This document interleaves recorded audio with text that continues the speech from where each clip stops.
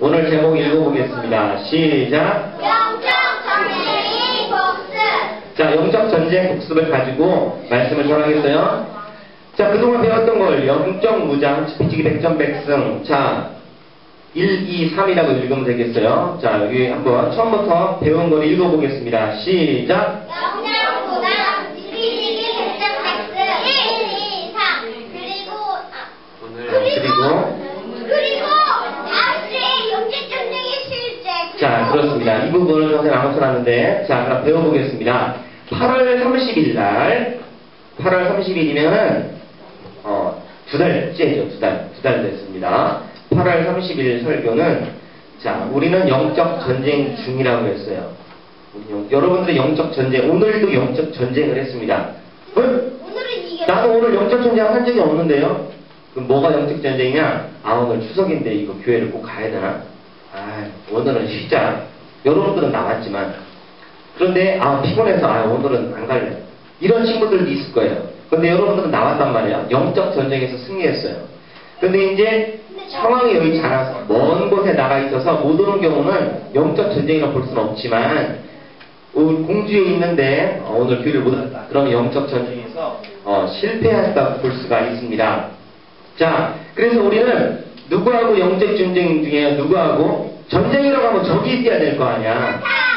영적 전쟁이라고 하는 것은 눈에 보이지 않는 전쟁, 따라 눈에 보이지 않는 전쟁. 대부분 전쟁이라고 하는 것은 눈에 보입니다. 눈에 보이는데 눈에 보이지 않는 전쟁은 영적 전쟁. 약간 누구하고 눈에 보이지 않는 전쟁을 했다.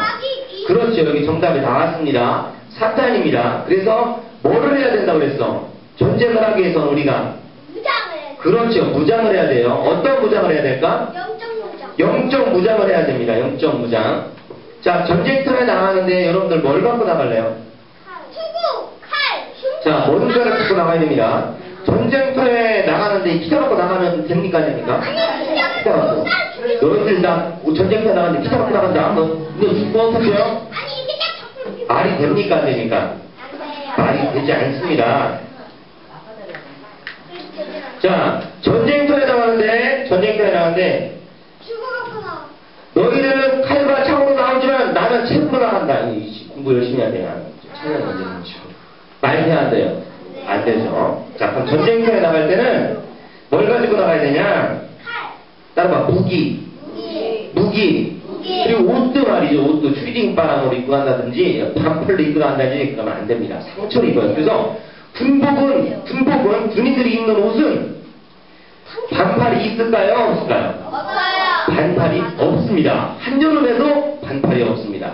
옷을 접어서 입고 다녀요.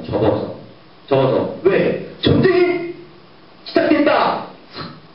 내리려고. 왜냐하면 풀숲 같은데 이런 데서 해치다 보면은 가시가 찔리거든. 그래서 긴팔을 입습니다. 영적 무장을 한 거죠. 자, 온몸을 무장을 한 건데요. 자, 이것이 8월 30일 날 배웠던 내용이었습니다. 그래서 이렇게 전신갑주. 따라봐. 전신갑주. 온 몸을 보호를 해야 돼. 온 몸을 보호를 해야 되는데 그 중에 무기는 뭐라고 그랬어? 영적 전쟁의 무기는 칼이라고 했습니다. 다른 말로 성령의 검이라고 했습니다. 이걸로 사탄을 이길 수 있다고 했습니다. 투구로 그리고 또한 방패도 이길 수 없습니다. 허리띠도 이길 수 없어요. 이길 수 있는 무기는 오로지 성령의 검, 하나님의 말씀이라고 했습니다. 9월 6일 날 지피지기 백전백승이라는 제목을 가지고 원을 다루었습니다. 지피지기 백전백승이라고 하는 것은 100번 싸워서 100번 이긴다는 얘기예요. 자, 100번 싸워서 100번 이기는데, 근데 지피지기는 적을 알고 나를 알면, 그치?